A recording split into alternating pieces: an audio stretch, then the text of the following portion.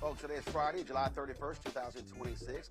Roland Martin Unfiltered, broadcasting live from Santee, South Carolina, where Congressman Jim Clyburn has his 36th annual Rudolph Canzater Memorial Classic, which benefits scholarships for students here in South Carolina in the 6th Congressional District. We'll talk to him a little bit later in the show. Coming up on today's show, research of her family history landed her in federal custody. That's right. We'll talk to a woman who spent 2 weeks in custody for refusing a judge's order to sign away more than 1,300 acres of her family's land, which has been in their family for generations. Also, the Trump administration is doing a dumb decision when it comes to Medicare and Medicaid Services, ending Part D.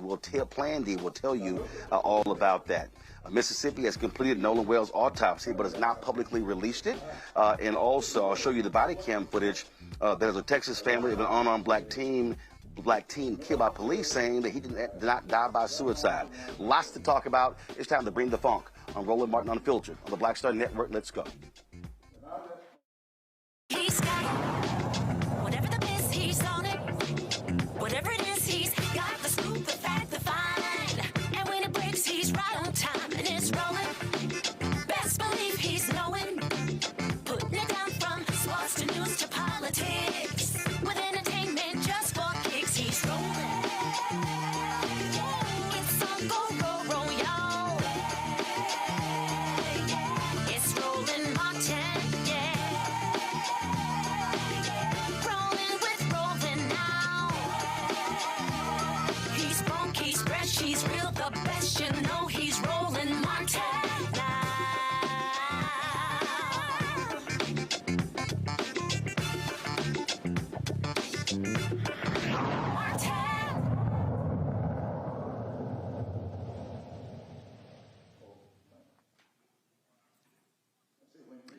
Hey folks, I am here in Santee, South Carolina, and what you hear speaking right now, that's Congressman Jim Clyburn. He is addressing the folks here. This is the opening reception and the pairing party for his 36th annual golf tournament. It benefits scholarships for students here in the 6th Congressional District, providing them laptops and iPads as they go off to college. We'll be chatting with the congressman a little bit later. Of course, he is excited that South Carolina is going to remain as the lead when it comes to Democratic selection for their nominee in 2028. So we'll also talk to his daughter, who's over this tournament, plus his other daughter, who used to be an FCC commissioner. We'll be talking to her about the Trump administration's attacks on broadcasters like ABC. So lots to be talking about here from South Carolina. But first, let's talk about Mississippi. Folks, imagine spending 2 weeks in federal custody after refusing to sign a court-ordered deed that will relinquish your claim to more than 1,300 acres of land that your family can trace back nearly 2 centuries. That's what happened to Jennine Labuzan. While researching her ancestry, she discovered documents showing that her third great-grandfather, Charles Augustin Labuzan, a native of New Orleans, had an interest in 1,361 acres in Washington County, Mississippi. Well, she was determined to reclaim her family's land, and she has faced a number of legal challenges. Jennine joins us right now from Athens, Georgia. Jennine, glad to have you on the show. First and Thank foremost, you for having me. First and foremost, you say, when did you find out? What year was it about this land and that it was in your family? Just walk us through that. Okay, basically, I had started just doing my family genealogical research. And in doing that and putting all of our names together and building out those family trees is when I came across the land patented titles that my ancestor had. And so that was probably back in like about the 2020 time period. Okay, so land patent title. Explain to us what that is. Okay, so land patent titles are the original, the allodial land ownership records that we have in America. So before we had the warranty deeds and things that we currently purchase property on, our country was originally given out in land titles. And so these are land patents. Sometimes they're also called land grants. But these are the original allodial title land ownerships that were issued out by the sovereign government back in the earlier 1700s and things of that sort. And so these are also forever titles. Okay. So when my ancestor's name was included in that title from the U.S. government, it's specifically stated that it's for him and his heirs forever.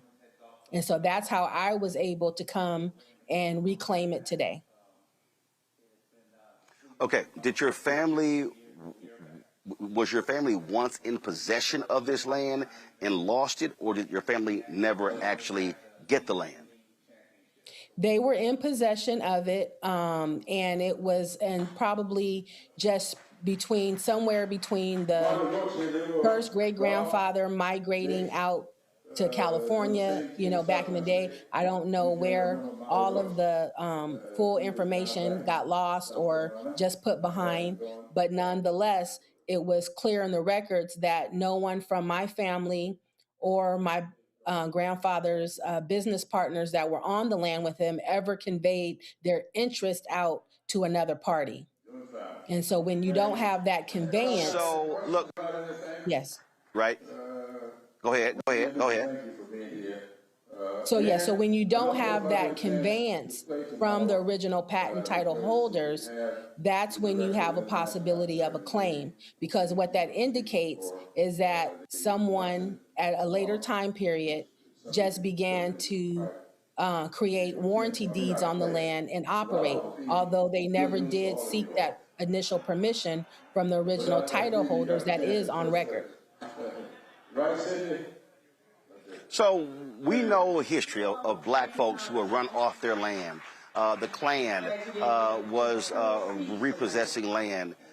And so what happened with your family? Was the land abandoned, or has the land been in your family's possession all these years and now they're trying to take it? So explain that. Yeah. So the ownership has been there since 1840. It's not until about 1919 that different individuals within the Mississippi area, different companies, oil companies, insurance companies, mineral companies, different families, they just began to operate in and out on the land from that time period. And again, I just came back into the full knowledge of all of the information myself as a Californian. My ancestors did move out west, my immediate ancestry. And so we were able to, like I said, be able to pull all the records up and see that it's still in our full position. That's why they were wanting my signature on their deeds, which led to that arrest warrant that I had. Because we still did have the possession of ownership. So explain that to us. Why did the courts order you to sign it? Why? What was the rationale? Are they not recognizing these documents that you presented? Yes. I mean, in the long story of the short of the case, I was cheated. It was a legal lynching in the sense that as we began our initial complaints and back and forth, my case was dismissed very early, never allowing me my due process of full discovery, where we could have laid out all of the details and information regarding their position and my position. So after she dismissed my case, I was personally contacted first by 2 of the 3 law firms asking me basically, well, since you lost, would you sign the deeds over to our client? And of course, I didn't respond. But then they must have talked to the judge behind the scenes and said, hey, we need you to put that in your order to have her sign the deeds over, because whether they knew it before I came after the land or they learned in the process, they saw that the Constitution did protect me as an owner. And if they wanted to get full, clear title of that land to where they would have possession of the mineral rights, the airspace, and all the protections of a land patented title, they needed the signature of an heir to have that full possession. So she could have just dismissed my Got it. case and let it go. But they didn't want to let me go without seeing if I would sign the land over to them. Before I But let of you course, go, I how want to can I be a let Candace grantor Kelly, our on the legal. land? Okay, I'm sorry, go ahead. Right. I want to give, before we let you go, I want to give Candace Kelly, our legal analyst and host, opportunity to ask you a question or two. Candace, go ahead. Okay. Very good to meet you, first of all. I was very curious about one or two things. One, was there a question about whether or not this had passed over and to somebody else in terms of somebody actually buying it? Was it a bank? I know that there was a forged signature issue that you were asking about. And number two, I'm wondering if anybody has stepped up to you so that you don't have to represent yourself pro se, or perhaps you're not representing yourself pro se anymore. It's hot. Okay, so to your first question, there was a sales contract that the defendants brought in. I had already pulled all of the records pertaining to this land 5 months before I even went into the claim. So that record was not in the books. I had that pulled by a professional abstractor. But anyways, it was thrown back into the discussion. But there was two major red flags, not just the sales contract of 1848 that is highlighted a lot in the news. This contract was also tied to an 1836 derailment title. So they presented that with the sales contract, although that doesn't get highlighted in my court documents as much. But why that's significant is because the 1836 derailment title is dated before my grandfather even had the patent. As I said, he only got the patent in 1840. So there could have never been an 1836 derailment title filed, connecting all of these land parcels, because my grandfather didn't even have the ownership. So that was the first sign of fraud. And then they said he sold it in 1837, got it back in 1842, and then sold it again in 1848. Although most of the court documents is starting the conversation from the 1848 sale, it's important to understand that pre-information, because he could have never sold it in 1837 when, again, he didn't even have the patent in his ownership. So there was a long list of fraud that was leading into that actual contract that did not have his signature on it, that is half readable. And then if you really read the 1848 sales contract, it still doesn't say he conveyed all of his interest. It says he conveyed a quarter of his interest. So that means there's still 3/4 of an interest still there, even if the sales contract was legit. And that's what's being recognized All in right, my second Jennine. case. All right, so Jennine is to set up a GoFundMe to help her fund this legal battle. Folks, go ahead and show that on the screen. And so if you want to assist her in that, please do so. And so you see it right there. Jennine, we appreciate you joining us. Keep us abreast of what happens next in this case. Much. Thank you so much. All right, thanks a lot, folks. Thank you. Folks, as I told you, I'm here in Santee, South Carolina, where Congressman Jim Clyburn is having his annual golf tournament. And so y'all know how I feel about golf. Now, he claims he's a big-time golfer. I ain't never seen it. And so he joins us right now. Congressman, come on over here. How's it going? Going great, going great. All right, Thank you so much for being here. Glad to be here. So first and foremost, for folks who don't know what this is about, I keep telling people I go to golf tournaments all around the country, and a lot of our folks, we're raising hundreds of thousands, millions of dollars for our kids. Absolutely. This tournament started 37 years ago. This is our 36th annual tournament. We were doing this even before I got to Congress. And who's it named after? It's named after Rudolph Canzater, who was a young man, was young at the time, who died in a precinct, counting votes. He was a guy that used to drive for me, became a fast friend. He told me one day, he said, "No, I'm going to do everything you ask me to do to help you with your political career. But I'm not going to be satisfied until you run for Congress. And of course, when I did run for Congress, he had passed away. So when he passed away, I named this golf tournament in his honor. And we will give out tomorrow night 171 scholarships. Each one of those young people will get a laptop from Dell and a software package from Microsoft, and they will be going to colleges and universities all across the country. We only have 2 qualifications. Number 1, if you live in the 6th Congressional District, you're eligible no matter where you go to school. If you go to school in the 6th Congressional District, you're eligible no matter where you live. And so we have students come in from California, and we have students who will go out to California. So we keep those 2 criteria, and that's it. So 171 this year. How many scholarships do you think you handed out over the 36 years? It's over 2,000 scholarships we have given out. We were never as big as we are now, not always as big. We started out, in fact, the first year I had to write a check, to give a $500 scholarship to one of the young people, and the only one we gave that year. Last year we gave out 200, and 200 the year before. And so we are now giving out well over 2,000 scholarships, and somewhere around $6 million. Okay, all right, that's big there. So let's now talk about South Carolina staying #1 in the cycle. It was a battle.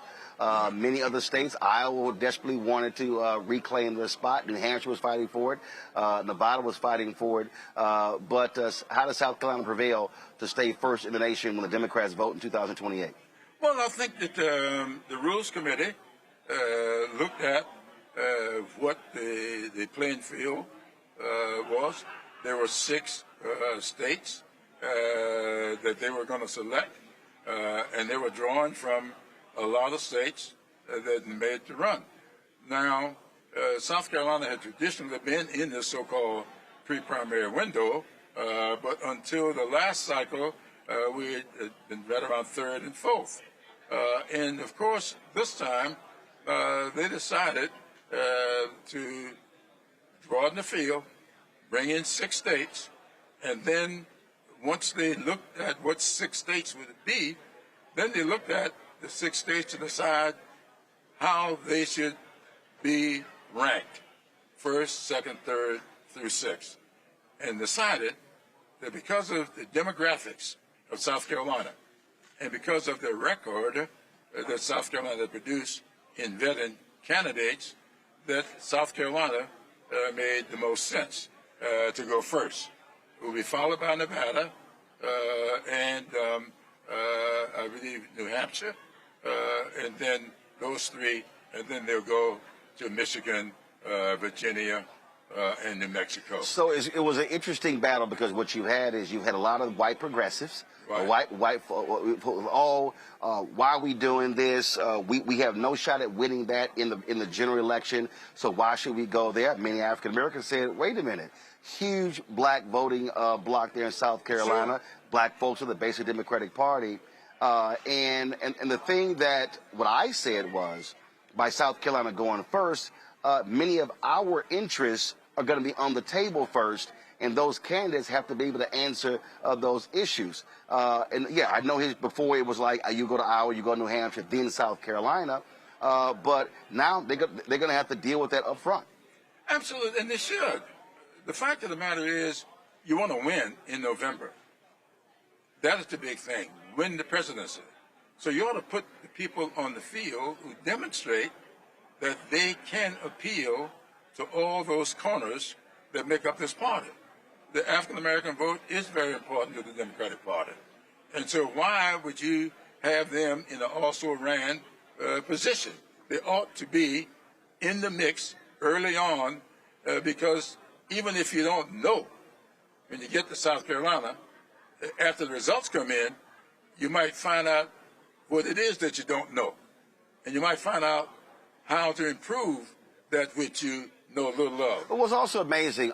Every time it was Iowa, New Hampshire, we would see these stories. Oh, you know, it's retail politics, and, you know, and they would talk about how just really smart these voters were and the questions they asked. And I'm going, well, it's not like black folks aren't doing those things in South Carolina. Right. And so, you know, black folks in this state looked at various candidates, and it also wasn't about race. I remember when Sharpton ran for president, right, and it was a brother, he ran a magazine in New York. He said, oh, he's winning South Carolina. I said, no, he's not. He said, he's not going to win. He said, I bet you a steak dinner. I said, okay.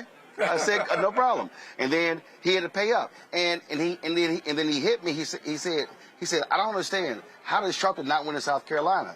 I said, because black voters are examining who do they think can win the presidency. Yeah. I said, so you just can't assume if you black, you're going to win in South Carolina. Absolutely. No, I said, black folks are some of the most astute political folks, and we make decisions in the same smart, strategic way as others.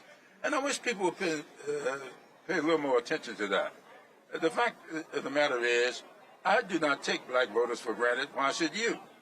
And I've been black pretty much all of my life. So I spend my time, as I'm doing here, with the African-American community, because I think I need to demonstrate time and time again that I am interested in their dreams, their aspirations, and I'm going to do what I can to help them to fulfill them. To just say that because you're black, you deserve the support of African Americans, that's not the way it works any more than we can expect that just because you're black, you will represent African Americans. I'm just now thinking about the Supreme Court. You did an interview that caused a little stir. Yeah. When many people said, you said that black people let Vice President Kamala Harris down. What you did was you cited 59% turnout. Right. And the reality is, and what I have been saying for the longest, is that we have to be, 70% should be our minimum. Because if we hit that number, all of a sudden we can sweep elections all over the place. Absolutely. And a lot of people didn't quite understand that, because when you cited 71% of whites, that there's no way we have a shot at winning North Carolina, Georgia, Ohio, right, Michigan, if we don't get the turnout in Milwaukee for Wisconsin, Texas, and other places. And so my deal is that's where we have to be. We're leaving our power at home by not participating in elections. That's right, and I think that we'll do ourselves a disservice if we don't look at exactly what we need to do. The question is, how do we get beyond that 59%? It seems to me that if my children's future depend upon who occupies the White House, if my children's future depend upon who sits in the Congress and make decisions as to whether or not the Smithsonian continue to represent African Americans in their exhibits the way they should be represented. If that is the case, should I not be participating in the process that make that happen? And if they're not participating at sufficient numbers, we need to take stock.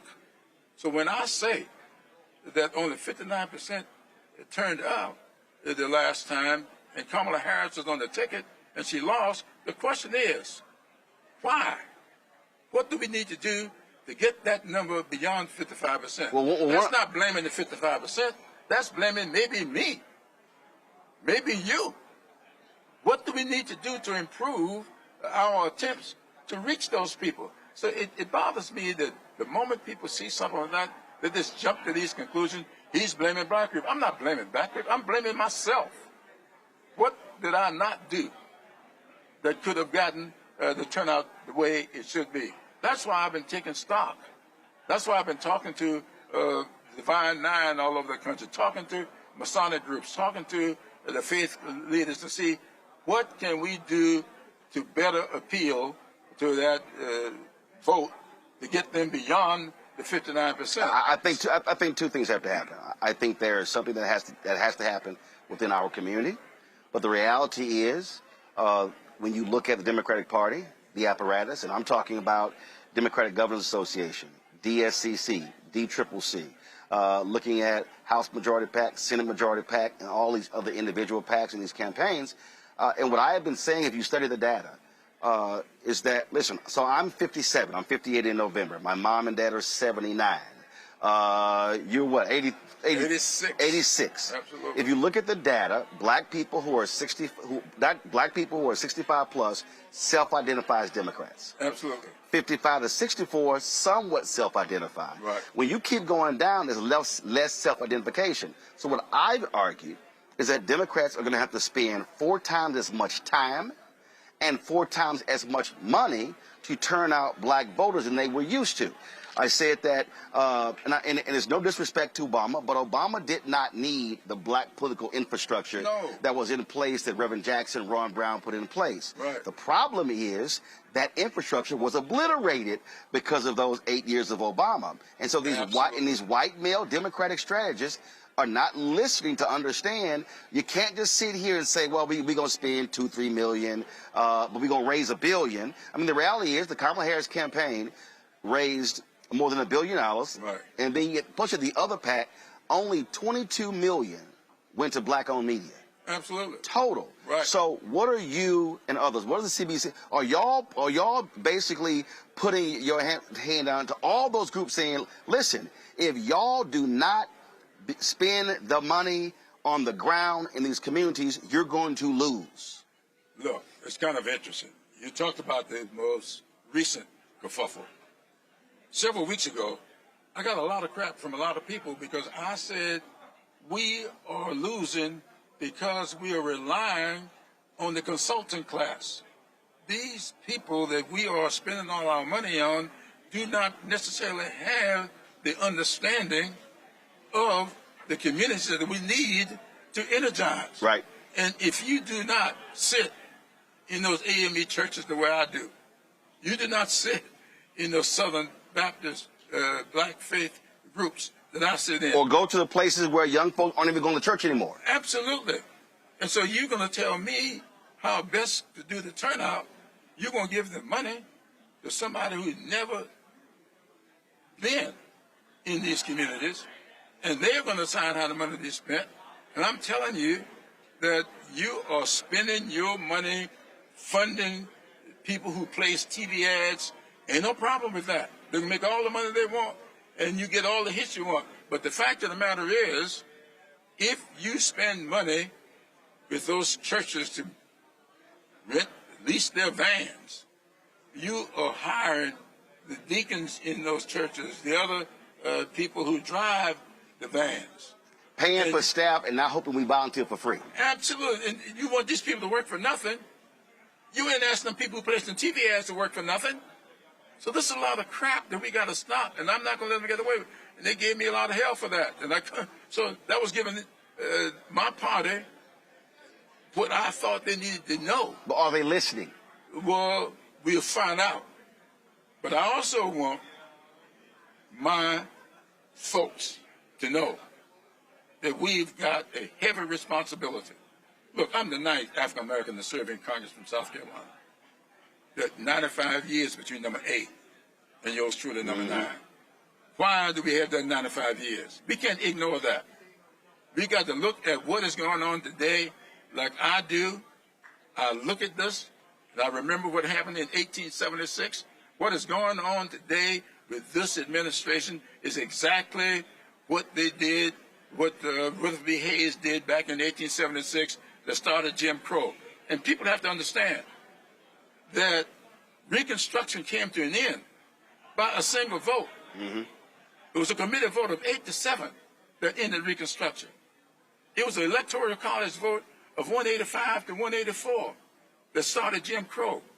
No big sweep coming over the country. Right. A single vote in each one of those instances. And what we've got to do is make sure we don't let that history repeat itself. And we're not going to do that by denying the fact that we got responsibilities to check ourselves to find out what it is. Jim Clyburn needs to find out why is it that we did not turn out more than 59%. And you and I talk all the time, and we wish we could get some other people listening to us. Hopefully, we're going to get that done before November 3rd. All right. Well, I'm gonna keep giving the hell, and you the same. Absolutely. I appreciate it. And last. Thanks for being here. Just know that second place in this tournament is wide open for you. Oh, well, I didn't. I won my flight last time I played here, so I expect to bring that trophy home back to the crib. Okay, buddy. Because an alpha's name gonna be on it. No. All you alphas, you kappas, just know you're gonna end up in a mega chapter. Yeah, but you know what? My pastor, Ralph Douglas West, who's an alpha, told me. He said Jesus was the alpha and the omega, but when he was in that omega chapter, he said this ain't good, so he got out 3 days later. That's a pretty good one. You got me. I appreciate it, Congressman. We're going to go to a quick break. We'll be right back. Roland Martin Unfiltered on the Black Star Network. You got me. He just told me that one a week. Let me get personal for a second. My mom had questions about her Medicare, so she called Chapter, a Medicare advisory company, and she texted me right after saying it's a great benefit. It was easy. A real person walked her through the whole thing, and now she understands better what's going on. But it's not just her. A woman in Yonkers wrote in saying the process was so simple, the enrollment was easy, and she was so glad she called. Then there's Marilyn, 90 years old, in Florida, living on Social Security. Her premium climbed every single year north of $400 a month for coverage she could barely afford anymore. So what does she do? She called Chapter. They found her the same top-tier coverage for hundreds of dollars less. 90 years old, and finally somebody in her corner. I hear stories like that again and again from our community. The Medicare system was not built to work for you. Too much fine print, too many plans. Yet Chapter's advisors are independent and honest, the only Medicare advisors that compare every plan nationwide. They're focused on one thing, what actually works for you. If you're already in the right plan, they'll tell you. No games. And people who switched with Chapter saved an average of $1,100 a year. All it takes is 20 minutes. You talk to a real person, and it's completely free help. So call Chapter at 724-264-8281, 724-264-8281. That's Chapter. Let me ask you a question. Why do so many people seem to think they know black men so well? What they think we want, what they think we need. Hell, they even tried to tell us why and how we voted, but never had a conversation with us. Never asked us how we felt, what brings us joy, what makes us angry, what makes us scared. How do we live? That's what this show is about. No translation, because we don't need anybody speaking for us. We can speak for ourselves. This will be a show where we bring brothers on that you don't see on every other talk show. Nope. Brothers that are doing work in local communities with black men for black communities. We're going to hear each other and try to understand so perhaps we can move forward together. No translation, because we don't need anybody speaking for us. Nope. What we need is each other. No translation, right here on the Black Star Network. Check it out. Hey everybody, I'm T.D. Jakes, and I want to encourage you to watch Roland Martin Unfiltered. It'll blow your mind.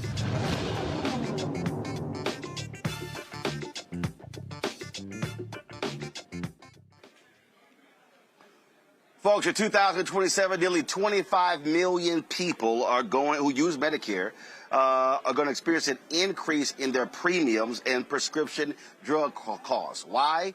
Donald Trump. That's right.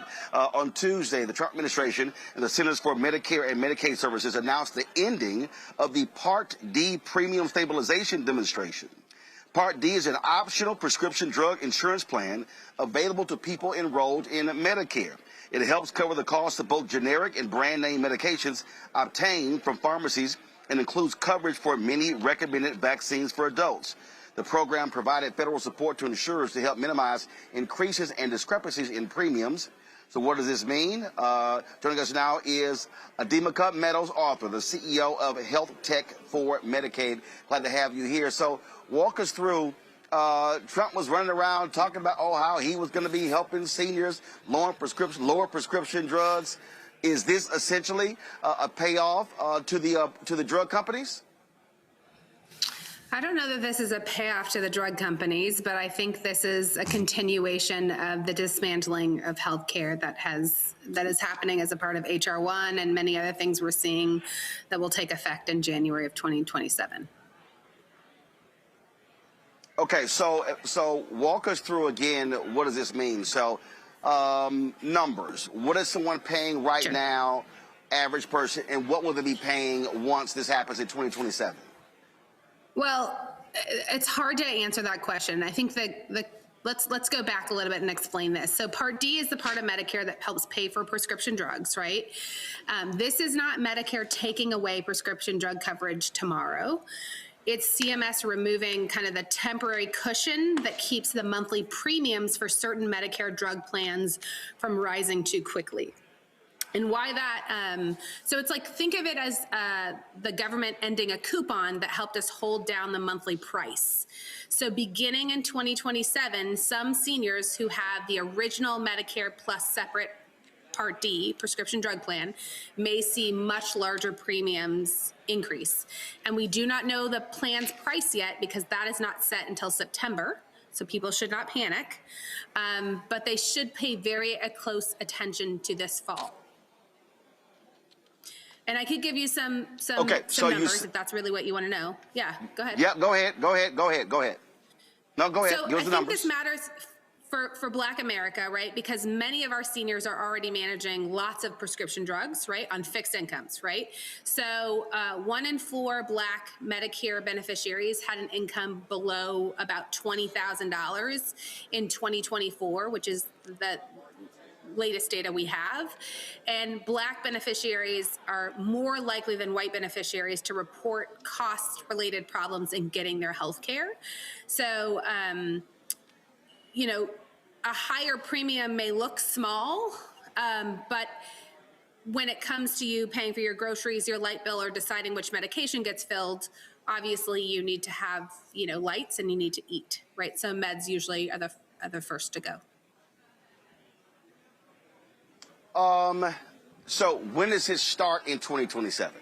Is it January or later in the year? January 1st. Nope, starts January 1st, and these rates are not set until September. So in September is when we will hear about some of the rates. Now, what you should know is you shouldn't cancel your plan today.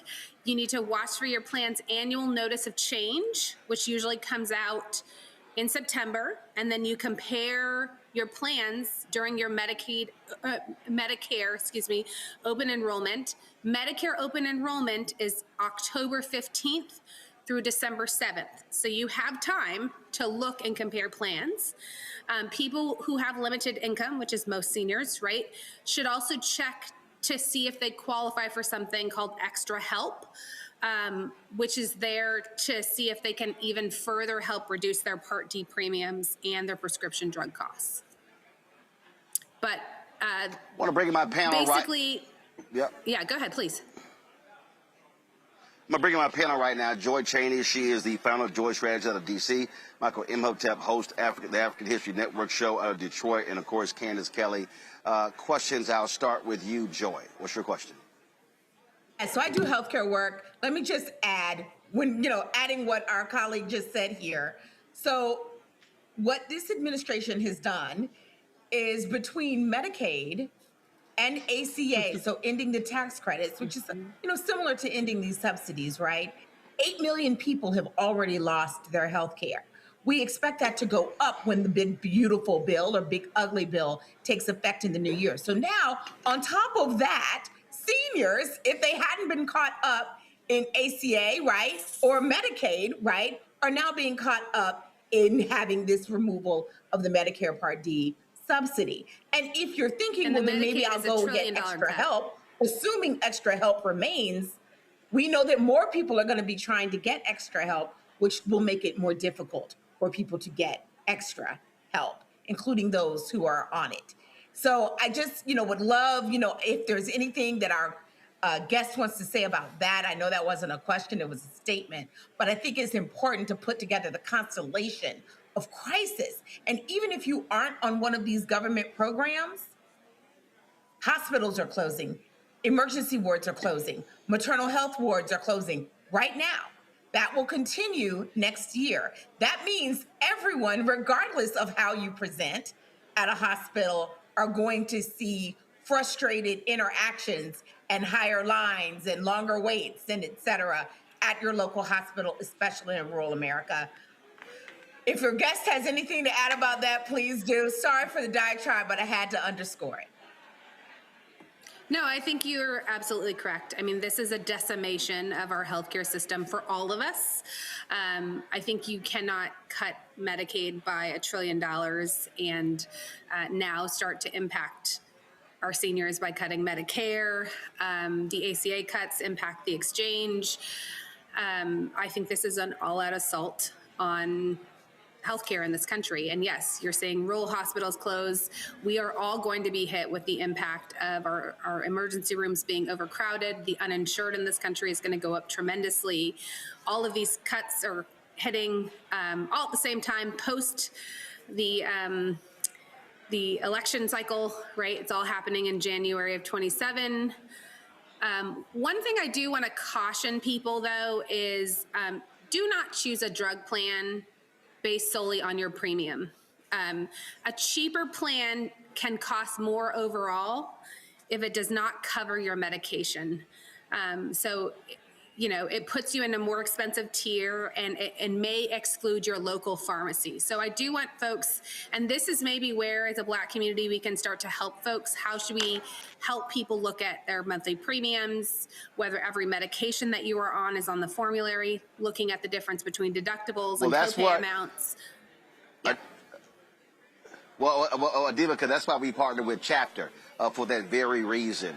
For folks to be able to, it's a free service for them to be able to call, and so we partner with them for the last couple of months, and we've extended our partnership with them over a year. And again, my parents hit me up and showed me of the savings that they've actually made as a result. So what you're talking about is exactly what we're doing here on Roland Martin Unfiltered and the Black Star Network. Question from Michael. All right. So my question was back on Tuesday, Dr. Mehmet Oz of the Trump administration, administrator for Centers for Medicare and Medicaid, he said that ending this subsidy program would prevent billions of taxpayer dollars from being funneled to insurance companies. And he said it cost the agency an estimated $3.6 billion in 2026. And he went on to say that most Medicare beneficiaries would see less than $10 per month increase, and some would even see lower premiums than beforehand. So what, and this is from the piece from the Associated Press, what is wrong with what Dr. Mehmet Oz is saying, who is actually a doctor, and some people may be inclined to think he knows what he's talking about? Well, he's a cardiothoracic surgeon, correct, but he's been probably a TV entertainment individual a bit longer than he's been a clinician. So I'm just going to leave it at that. You know, CMS says that they're ending this because prescription drug plans have had enough time to adjust to these reforms and now can price their plans with that temporary support. That tells you right now it doesn't have anything to do with people. It has more to do with insurance plans. You know, if, you know, for me, the program materially lowered the average standalone premiums by about $26 a month in 2025. And it would have decreased them about $16 a month in 2020. And I think they have $16 a month in 2026. Doesn't sound like a lot of money, but if you're on a fixed income, you know, that's a significant amount of dollars. I mean, per month, you know, think about what $26 per month, you know, times 12 months is. That's a lot of money for people. As when you look at the average savings, I mean, I don't know, I'm not a financial services person, but if you look at the amount of savings that most seniors have in their bank account, it is not very high. Candace. How will this affect the maternal mortality rate given the discrepancies and the way that Black mothers are treated? Does this trickle down and affect that arena at all? Well, so Medicare is over 65, right? So this particular issue is not going to impact, I mean, we don't have very many 65-year-olds having babies, but the Medicaid issue will significantly impact the Black maternal health issue. And so this issue right here for Medicare will not impact maternal or birthing health at all, just due to the age of which you qualify for Medicare. But Medicaid, $1 trillion cut to Medicaid, will absolutely impact our maternal health crisis and deeply impact Black Americans, Native Americans across the U.S. All right, then. Well, we certainly appreciate you. All right. Well, we certainly appreciate you joining us, educating our folks on this. And again, what we really try to aim here is to help folks out, giving them a warning, preparing for what comes next. Thanks a lot. Sure. All right, folks, going to go to a break. We come back. MAGA, if you have been accused of sexual assault, they got no problem still supporting you. That and other issues we'll talk about right here on Roland Martin Unfiltered on the Black Star Network, coming to you live from Santee, South Carolina. If you want to support the work that we do, please join our Bring the Funk fan club. Our goal is to get 20,000 for our fans contributing on average $50 each a year. That's $4.19 a month, 13 cents a day, to supporting this show and all the other shows on the Black Star Network. If you want to give via Cash App, use a Stripe QR code. You see it right here on the screen. As for credit cards as well. If you're listening, go to blackstarnetwork.com for ways to give. Checks and money order. Make it payable to Roland Martin Unfiltered. P.O. Box 57196, Washington, D.C. 20037-0196. PayPal's R Martin Unfiltered. Venmo RM Unfiltered. Zelle Roland at RolandSMartin.com. Roland at RolandMartinUnfiltered.com. We'll be right back.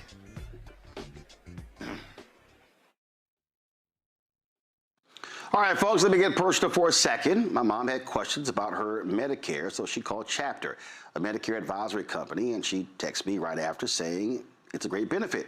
It was easy. A real person walked her through the whole thing, and now she understands better what's going on. But it's not just her. A woman in Yonkers wrote in saying the process was so simple, the enrollment was easy, and she was so glad she called. Then there's Marilyn, 90 years old, in Florida, living on Social Security.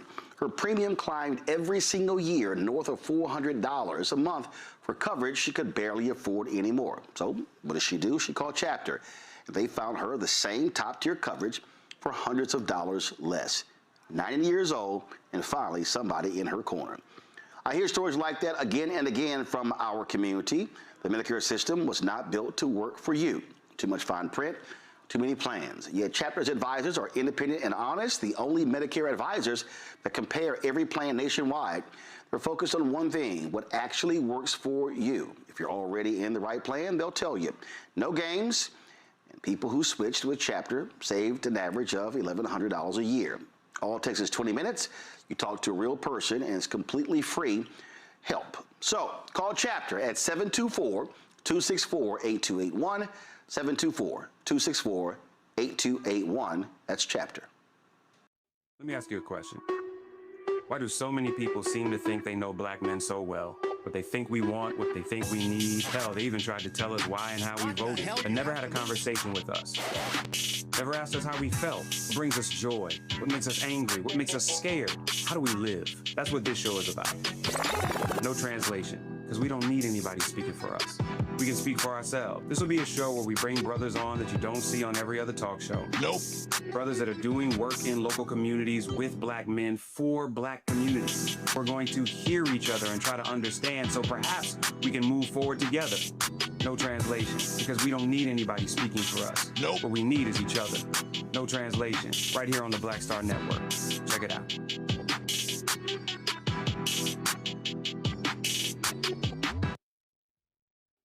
Now that Roland Martin is willing to give me the blueprint, hey, Cyrus, I need to go to Tyler Perry and get another blueprint because I need some green money. The only way I can do what I'm doing, I need to make some money. So you'll see me working with Roland. Matter of fact, it's the Roland Martin and Cheryl Underwood show. Well, should it be the Cheryl Underwood show and the Roland Martin show? Well, whatever show it's going to be good.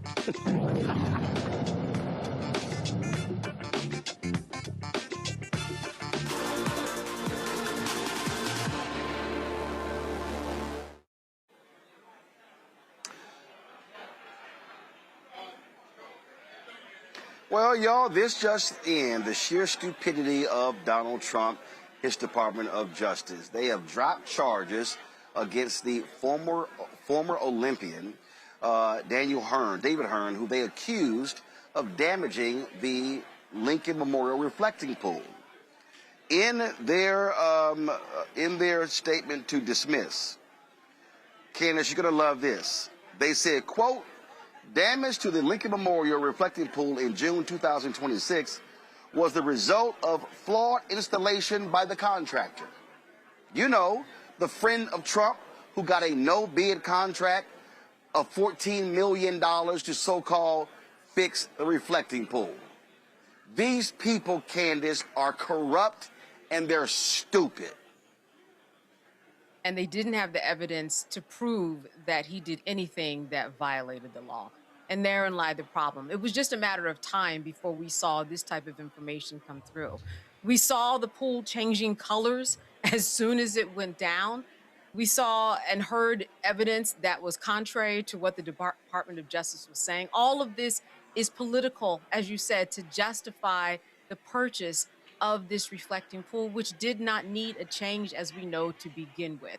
So, you know, it's interesting that when the evidence comes forward, sometimes it does us well and does justice. And I think that in this case, the Department of Justice didn't do anything but pull back on this ridiculous claim, and not against just anybody who was regular. This is an Olympian, someone that people generally hold in high esteem.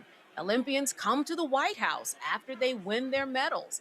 This is someone that it didn't make sense that this was happening to on an even higher level. So all of this culminated into the final truth that we knew and that finally actually made it to the record.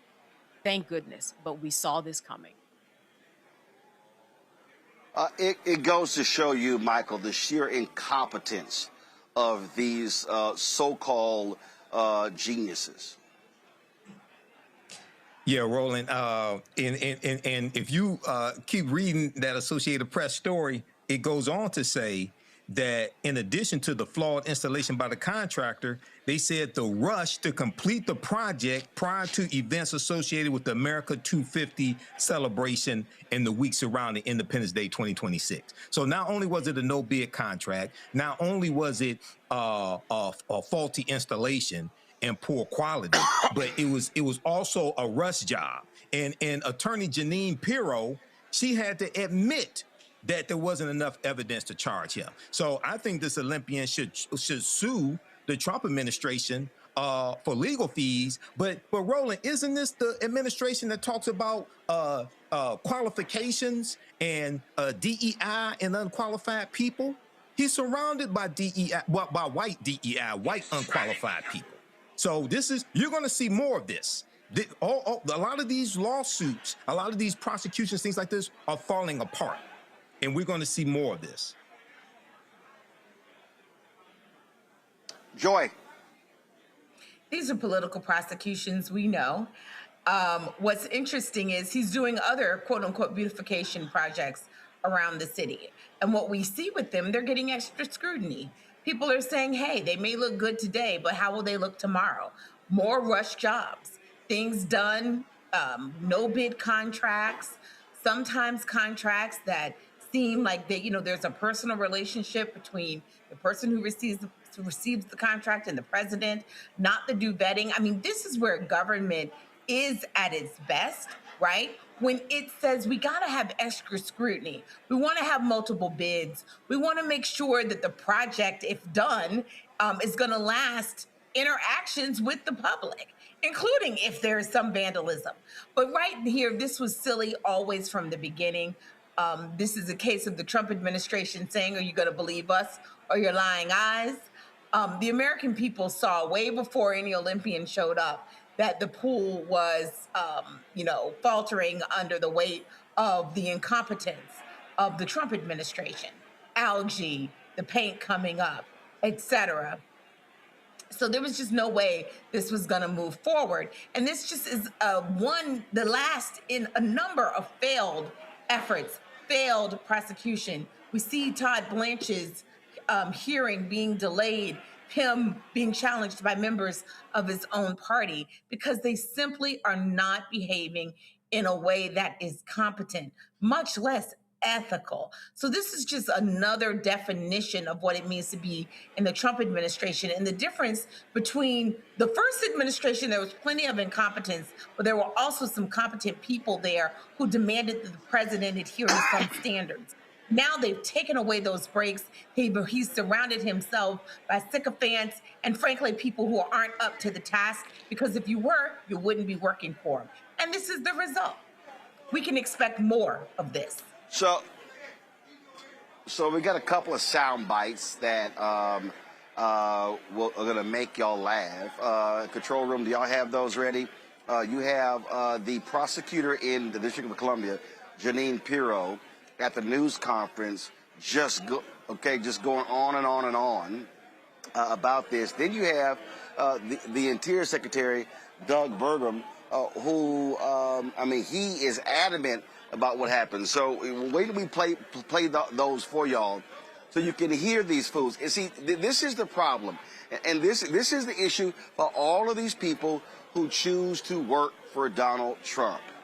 You are destroying any credibility you have, because what you're doing is you're lying for the liar in chief. You're making stuff up because he wants you to. And so you're going out to the public saying BS and hope they're buying it. And you know what? Every time you lie, folks like me are going to come back and play your lies to embarrass you. And don't think it's only in this case. We're going to do it 5 years from now, 10 years from now. All of the lies that these people tell on behalf of Donald Trump are going to follow them for the rest of their lives. I'm telling you, these people are absolutely insane. Do we have the bites ready? Guys, just play them direct from the computer. Just play them direct from Twitter. Okay, you check Group Me. I sent it, y'all. And so just click the link. Just click the link. That's all you got to do. Play the video. But it's crazy. It's absolutely crazy to listen to them describe the damage done and saying, oh, no, this is an airtight case. It is solid. We got no issues whatsoever. And you're like, yeah, you do. And this is, the thing here is, Candace, if you take this, but then you now expand it, how many times they keep losing in federal court? You have DOJ attorneys going to federal court lying, and the judge is like, y'all lying, busting them for the crap they're doing, for violating court orders. For people who claim to that it's all about the rule of law, this is a lawless administration. And interestingly enough, many of these judges that are calling them out on their wrongdoing, they are appointed by Trump. So we know that these are people who are looking at the law saying, it's speaking to us right here. There's no other way that we can go. What you are doing is ridiculous and makes absolutely no sense. It is unlawful. It is political prosecution. And we have seen this over and over again, and we will see more of it. But I think what's going to be interesting is these sound bites that you're going to play, because we know that there's going to be a story that they tell that's going to make it seem like everything that they actually did was actually okay. There was just some misgiving somewhere or some misunderstanding, but what we did was right. But we're going to move on and let this gentleman go. They are never going to fully admit guilt. There's not going to be the admission that they should do and that they should want to do, as you said, for trust and accountability. But that never happens. All right, guys, we got a clip ready? All right, roll it. Roll it. Was this part of the pool specifically, was the sealant already partially removed? Did he rip it back and just describe in detail? Because he maintains that it looks the same as it did before he arrived. That's his. I'm not going to get into the evidence, but what I told you is what our witnesses saw and experienced. There was an effort, a violent effort, to rip up the sealant from the bottom of the pool.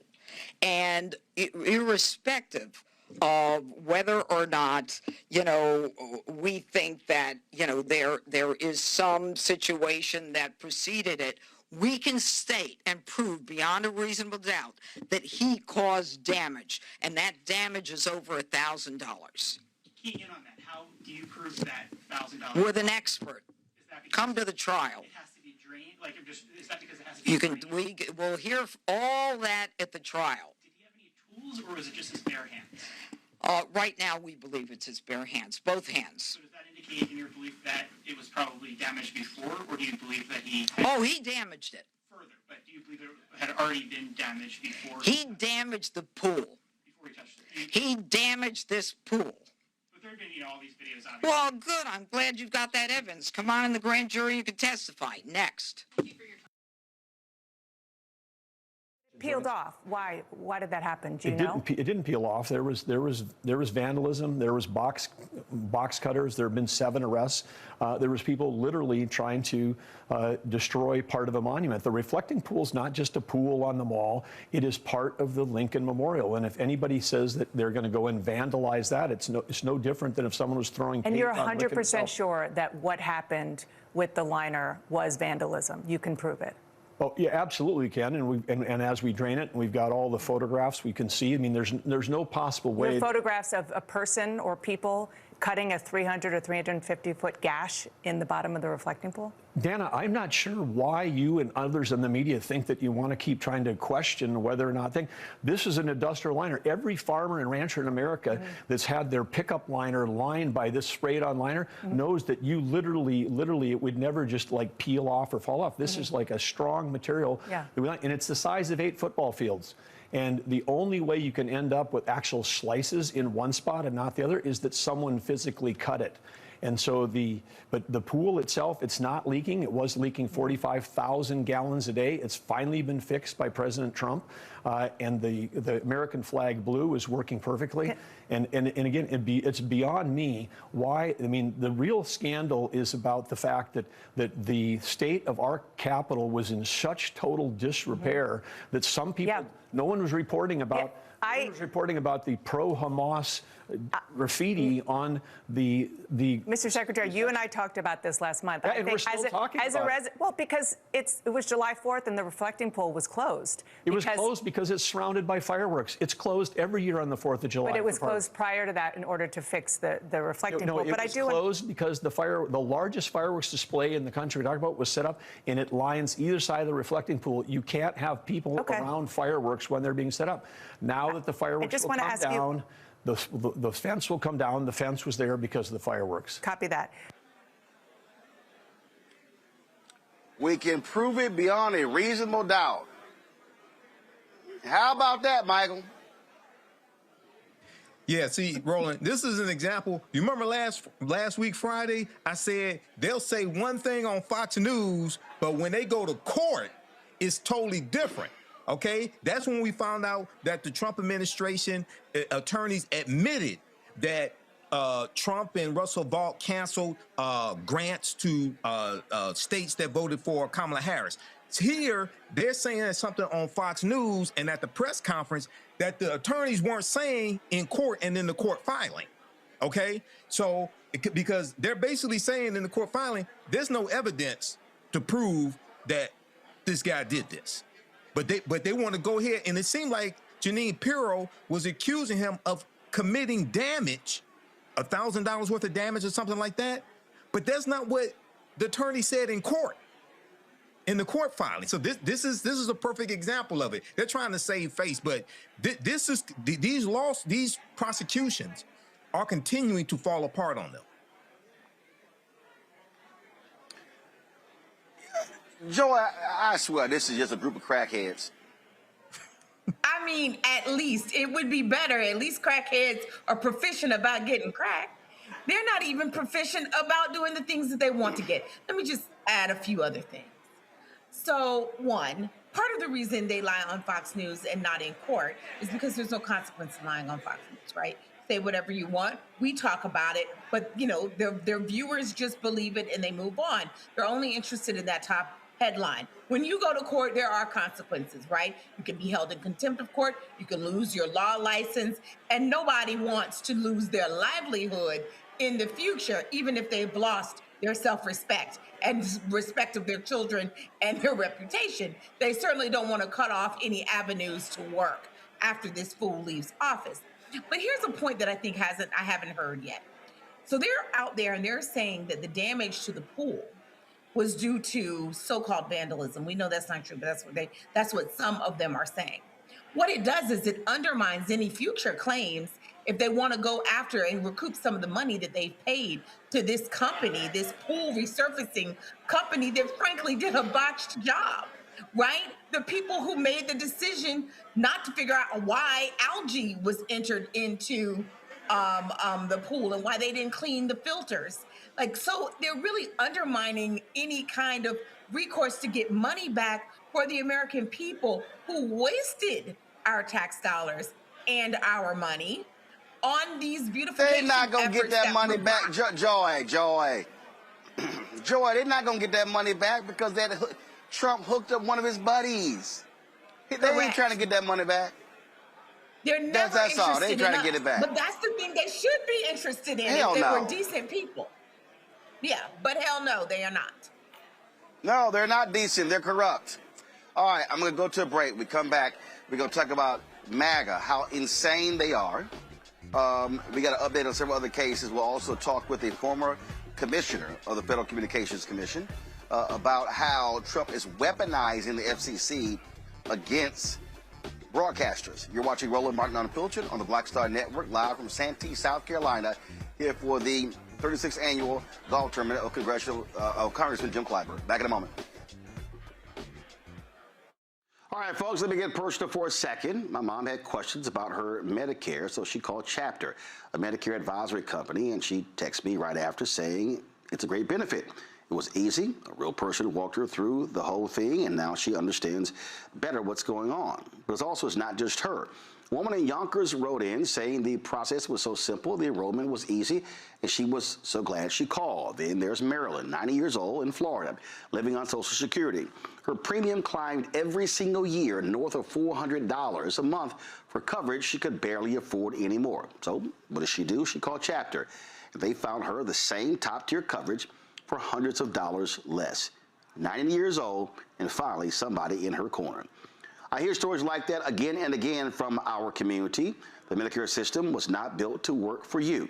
Too much fine print, too many plans. Yet Chapter's advisors are independent and honest, the only Medicare advisors that compare every plan nationwide. They're focused on one thing, what actually works for you. If you're already in the right plan, they'll tell you. No games, and people who switched with Chapter saved an average of $1,100 a year. All it takes is 20 minutes. You talk to a real person, and it's completely free help. So call Chapter at 724-264-8281, 724-264-8281. That's Chapter. Let me ask you a question. Why do so many people seem to think they know black men so well? What they think we want, what they think we need. Hell, they even tried to tell us why and how we voted, but never had a conversation with us. Never asked us how we felt, what brings us joy, what makes us angry, what makes us scared. How do we live? That's what this show is about. No translation, because we don't need anybody speaking for us. We can speak for ourselves. This will be a show where we bring brothers on that you don't see on every other talk show. Nope. Brothers that are doing work in local communities with black men for black communities. We're going to hear each other and try to understand so perhaps we can move forward together. No translation, because we don't need anybody speaking for us. Nope. What we need is each other. No translation, right here on the Black Star Network. Check it out. If in this country right now, you have people get up in the morning and the only thing they can think about is how many people they can hurt, and they got the power, that's the time for mourning. For better or worse, what makes America special, it's that legal system that's supposed to protect minorities from the tyranny of the majority. We are at a point of a moral emergency. We must raise a voice of outrage. We must raise a voice of compassion. And we must raise a voice of unity. We are not in a crisis of party versus party. We are in a crisis of civilization, a human rights crisis, and a crisis of democracy itself. And guess what? You've been chosen to make sure that those that would destroy, those that would hate, don't have the final say, and they don't ultimately win. On a next, A Balanced Life with me, Dr. Jackie, a relationship that we have to have. We're often afraid of it and don't like to talk about it. That's right, we're talking about our relationship with money. And here's the thing, our relationship with money oftentimes determines whether we have it or not. Balancing your relationship with your pocketbook, that's next on A Balanced Life with me, Dr. Jackie, here at Black Star Network. With medicine and science under attack, I want to keep you and your family informed and healthy. I'm Dr. Ebony Hilton, and I knew at the age of 8 that I wanted to be a doctor. So I studied hard and became the first African-American female anesthesiologist hired at the Medical University of South Carolina since its opening in 1824. And I always say I was made into a doctor, but I was born to be a mom. And as a new mom, wife, sister, daughter, and friend, I understand how frightening a medical crisis can be. I care for individuals on some of the worst days of their lives, and it's my mission to provide you with a safe space to gain clarity on issues affecting your mind, body, and soul. I recognize that there are health disparities, particularly as it pertains to race, and I want to help bridge the gap between you and your healthcare providers. Join me every Thursday for Second Opinion on the Black Star Network, where each week I'll invite experts from various medical fields to share the latest health news. We'll discuss topics such as the vaccine debate, mental and sexual health, medical bias, infertility, menopause, andropause, nutrition, and aging. Together with my medical colleagues, we aim to provide you with a second opinion. Don't miss it, Thursdays only on the Black Star Network. Melanie Campbell, National Coalition on Black Civic Participation and Black Women's Roundtable. And we are watching Roland Martin Unfiltered all day, every day, 24/7. Spread the word.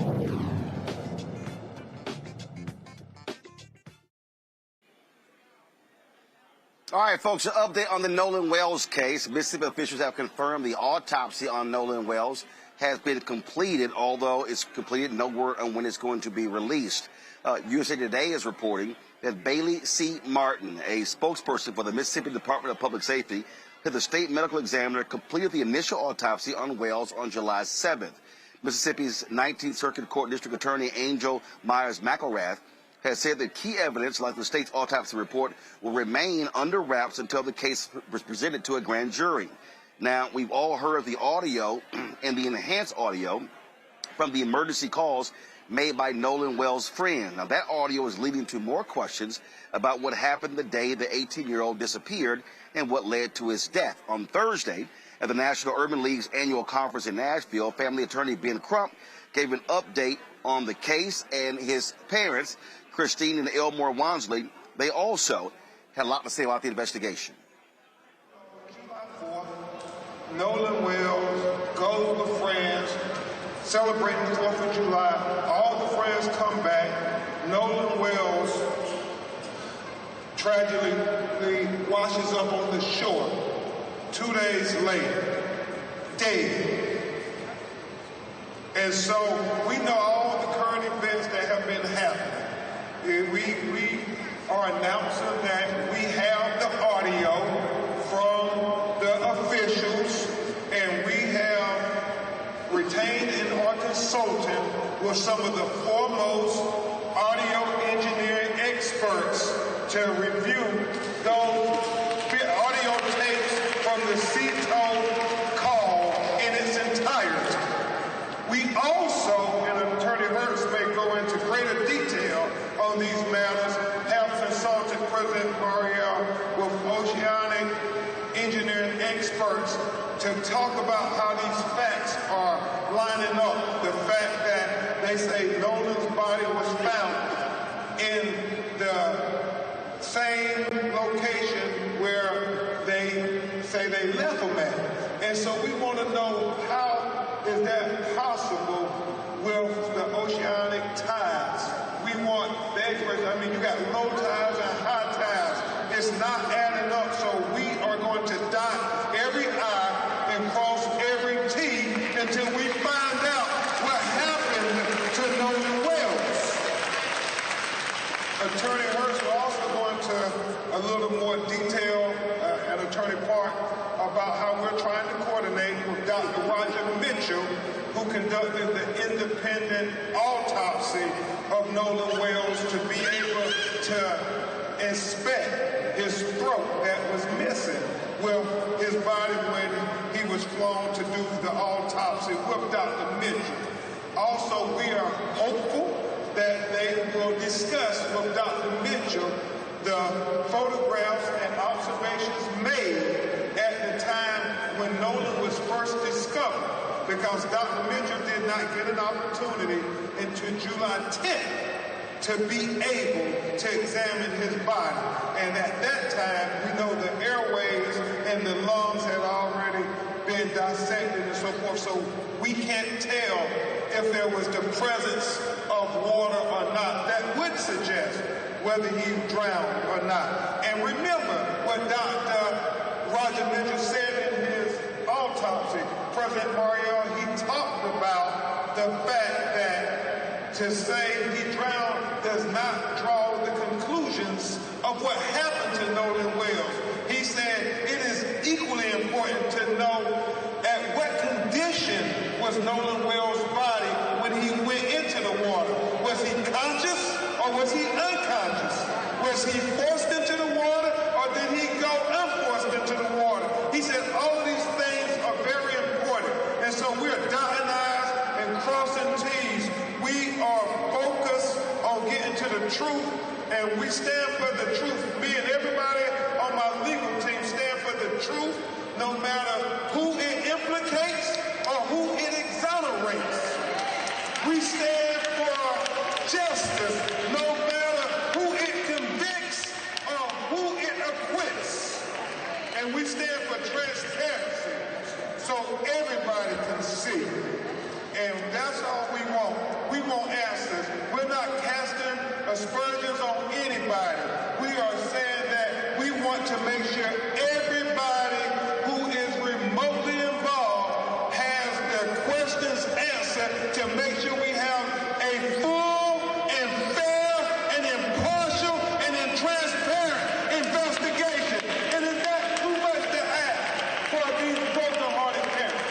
Is that too much to ask? That's all. If it was your child, wouldn't you want the same thing? And I get it. They're attacking me. They're attacking Reverend Al. They're attacking the parents of Nolan Wells. We don't care about those distractions. We ain't no ways tired. We are completely focused, completely laser focused on getting to the truth, the whole truth, and nothing but the truth. So help us, God. And so the threats, the attacks mean nothing to us. We will not be deterred. Look into our eyes. We're going to get to the truth. I am so grateful to Mr. Byron Allen for donating $100,000 to the GoFundMe so we can help get the best experts in the world. I am thankful to Reverend Al Sharpton. I am thankful to Mr. Tyler Perry. I'm thankful to Mr. Tara Owens.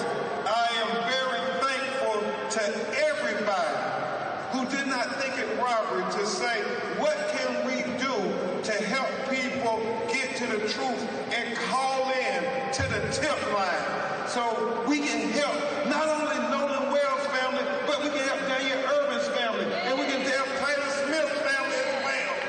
Everybody on social media, please continue to ask questions. Please continue to share photographs, share videos. It all helps us solve this potential of what happened to Nolan Wells. I mean, isn't it so important? Somebody saw something. Somebody knows something. As Christine and Elmore have said, if you're really Nolan's friend, you know in your heart of hearts that if the roles were reversed, that Nolan would say something. He would call and tell what he saw. And so that's all they're asking.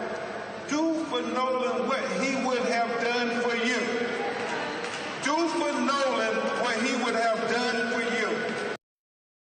It has been 27 days since we have been able to talk to our son, to hug him, to tell him we love him.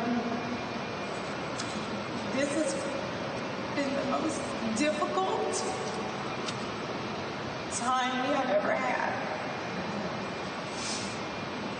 I want to tell you who Nolan was. Nolan was a God-fearing, God-loving child. He loved everyone. He was the person who would just make you feel comfortable just being in his space. He was never one to exclude. He always wanted everyone to be happy, to feel good, to have purpose. He would lift anyone up. It didn't even matter if he didn't know you.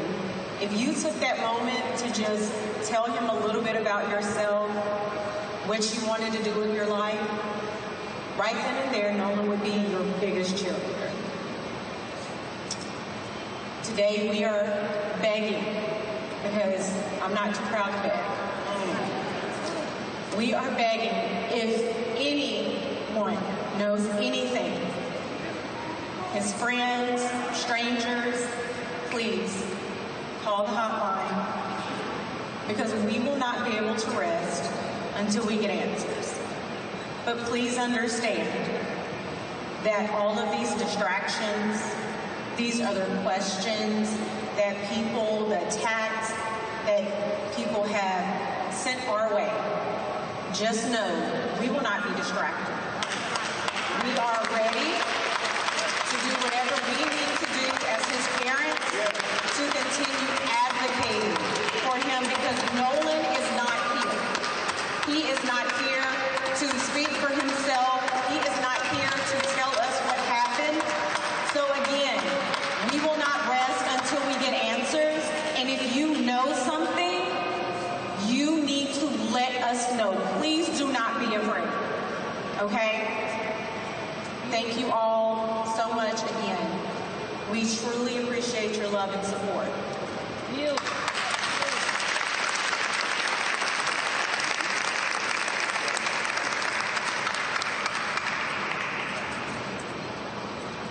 I'm faced with a new challenge every morning, waking up, trying to process this.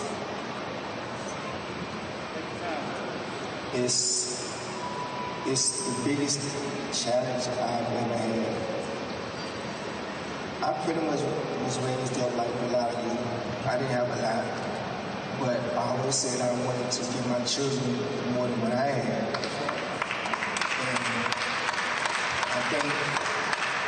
I think me and my wife did that. We raised Nolan to love everyone, be kind to everyone, because it was just the right thing to do. I got a lot of stuff going, but what I really want to say is, like my wife said, if you know something, and you are really, if Nolan was really your best friend, or for the people who say that he was their friend, please come forward and tell us what you know.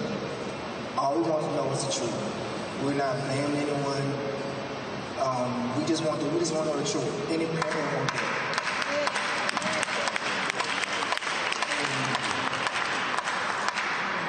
Also, the disrespect that's been coming toward my wife and my family. For any parent, no matter what race you are, they need time to grieve. A parent can't grieve when you have people attacking them, attacking their jobs, attacking their character, just attacking them, period. Like, where's the empathy in it? We, as Americans, this is a diverse country. Not one race made this country. We all made this race, made this country. So we all need to come together And like I said, if you know something, please come forward and just call our attorneys, give them information, and they'll take it from there. Just help us out. And not just us, but all these families need answers. Anyone with information on any one of these cases, please come forward. Because losing a child is something that you have to do with the rest of your life. You know, folks, we have to continue explaining to people who don't seem to understand what a legal strategy is about. Candace, I look at Threads, I look at Instagram, I look at Twitter, and I see these people acting a fool, criticizing Ben Crump, not understanding that when Crump goes to the NAACP convention in Chicago with the Nolan Wells family, when he goes to Nashville with the Wells family to National Urban League Convention, what he is doing is, the legal strategy is you're keeping the story on the front page, at the top of the newscast, in the minds of people. If you do not have a media strategy, what then happens is case goes quiet. Now let me be real clear. I see Nancy Grace doing interviews, Don Lemon's doing stuff, these other shows are doing stuff. The reason I have not done a lot of the stuff that they've done, because we have no new information. Okay, so I'm not going to sit here and I'm not debating that idiot Tatum over an interview he did with one of the guys. That is a waste of my damn time. I'm not interviewing somebody, well, let me talk to them, get the analysis of that audio. And again, if folk want to do that, that's what they want to do. But the reality is it's not any new information.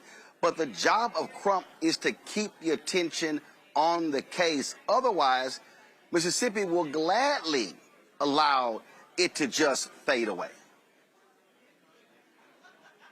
You are exactly correct, because what we've been seeing is speculation. And as you said, there's no new information, and the information that they do have, they're not sharing because it's going to the grand jury, which is a closed proceeding. So I agree with you 100% that all the talk around this, I hope that it can die down, because what you said is correct also. The accountability for the justice system, a lot of it these days happens in the media. Without it, you are not going to keep the case alive. You are not going to get things as quickly as you want. And you are not going to get accountability. Remember that the police already spoke down there and talked about how this was an accident. They already came to their conclusion without an investigation. So that is what we were dealing with, which is why Ben Crump and everybody else involved has to keep this story alive. Now that it goes to the grand jury, we are on a fact-finding mission.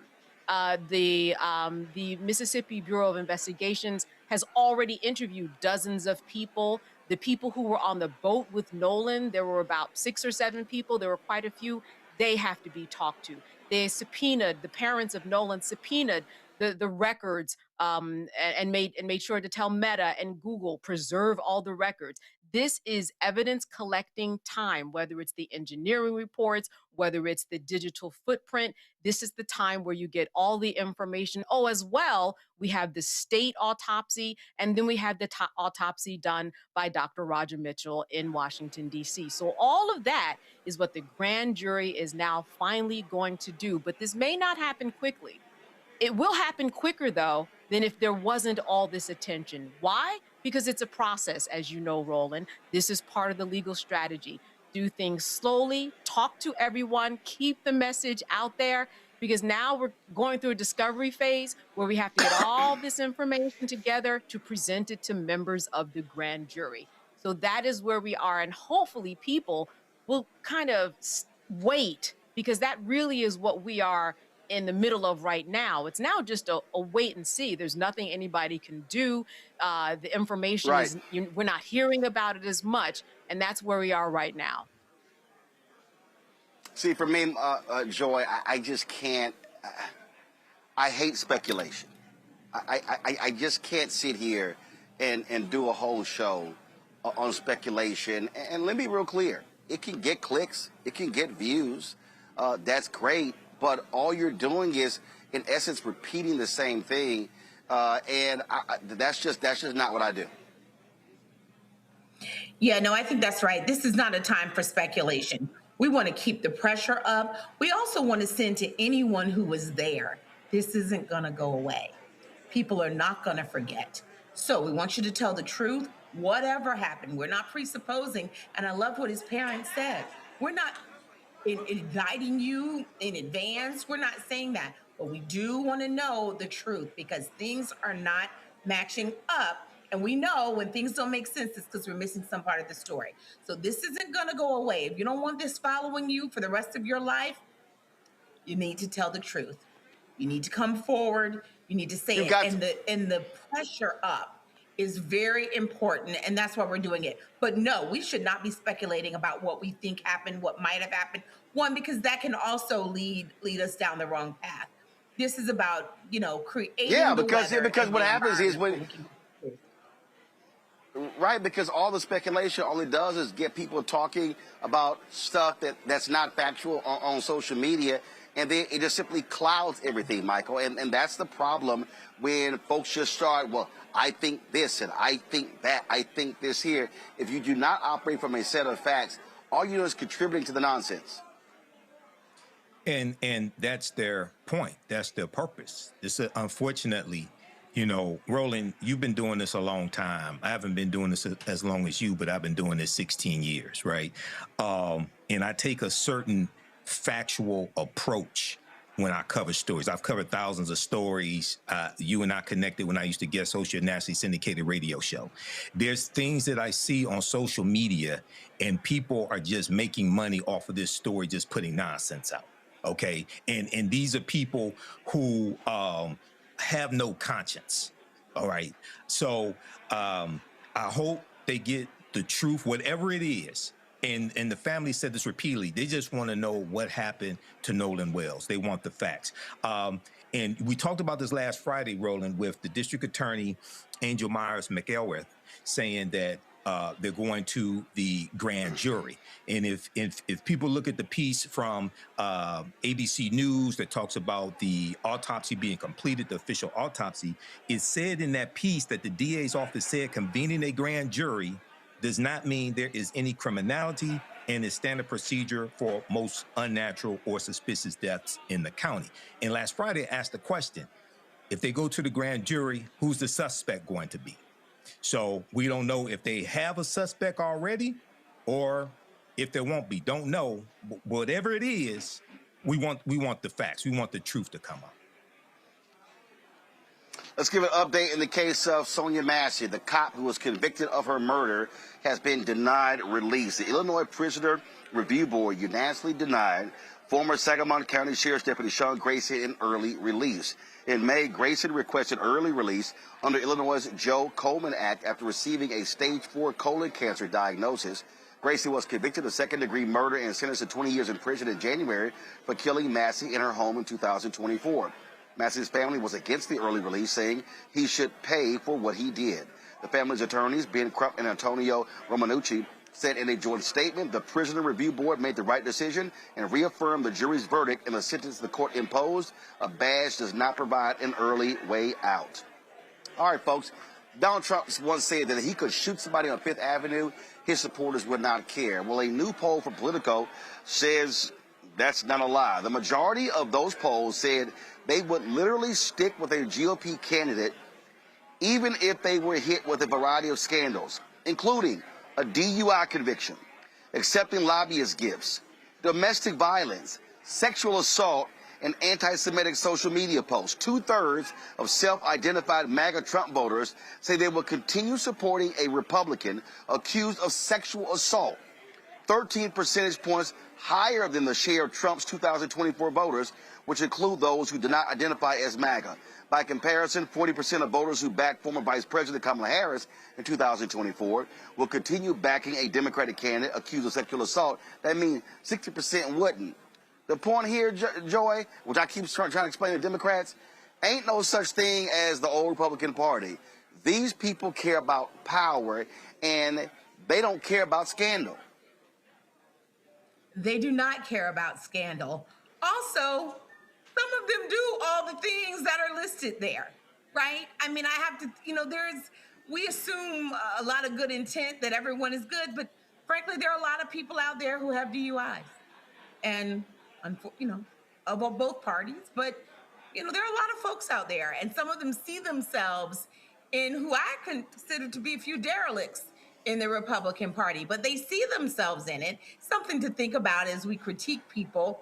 We have to be careful because sometimes we're critiquing the voters, and they don't think that they should have people better than them in the White House, which is why sometimes they take comfort with a Donald Trump or a Pete Hegseth or any number of loser who is working in this administration, people that we would think are not fit. They are like, sure, why not? I think the Democratic Party has got to be careful that we don't require perfection in our officials, but there ought to be some baseline. If you've been accused of sexual deviancy, there's a line that you shouldn't cross. And it's not fit for public service, especially when you really haven't apologized for it. Candace, you got a Republican Congressman, Max Miller from Ohio, who's been accused of beating, throwing hot water, and scalding his ex-wife. What's insane is his ex-wife is the daughter of the senator from Ohio, Marino, and he ain't said a damn word. How shameful is it that your daughter is accusing a Republican congressman from your state of beating her, putting a gun to her head, and you don't say jack publicly? Damn. Well, let's look at the laws that are out there and how we treat women inside of the legal system anyway. I mean, that is a given that women are treated subpar than anybody else. And men have always, especially white men, have been held up on a pedestal. So this all makes sense and this all tracks in terms of how we regard people in power and how we regard people in power and who we think those people should be. And for those people who believe that a DUI is okay or sexual assault is okay, just like Joy said, they're in the company of people who are reflecting them. So it makes sense that they would accept this type of lowest common denominator of just existing as a human being. It all tracks, it all makes sense, and I don't think that any of us are surprised. It is surprising hearing that people were actually asked specific questions. A lot of things were assumed, but I think that this is how we are to understand how human beings regard themselves, especially in light of what's going on in the world today. We just know that people don't see the things that we thought were terrible in 1995 as something terrible today. They just don't see it because a lot of people are doing those same things. Well, there's no shot, but they also care about power, Michael. You see some of those videos where they would read to the people all these heinous things, and then they would go, "Oh, that's wrong. That's awful. That's pathetic. That's I can't believe that." Then they would say, "Oh, my bad. I'm sorry. That wasn't Biden. That was Trump." Then they would, then those same MAGA would start, "Well, I don't know." And it's like, wait a minute, but you just said how awful it was. They give excuses when it's Trump and his maggots.